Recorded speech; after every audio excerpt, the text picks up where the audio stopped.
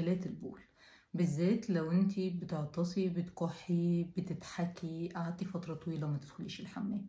مهم جدا نعرف انه بعد الولادة الطبيعي ونتيجة الاحتقان اللي بيكون في الحوض، ضعف العضلات والأربطة إلى حد ما، ده كله بيخلي فكرة السيطرة على البول صعبة شوية. عشان كده مهم اننا مع شرب السوائل بعد الولادة انك تدخلي الحمام بانتظام كل 3 ساعات. ما تستنيش انك تحسي ان المثانة ممتلئة علشان تدخلي الحمام، لانه على الاغلب مع الاحتقان والالم لو كان فيه خياطة هتفقدي الاحساس اصلا انك محتاجة تدخلي الحمام. تاني حاجة لازم نهتم بيها واتكلمنا عنها كتير قبل كده هي تمارين كيجل.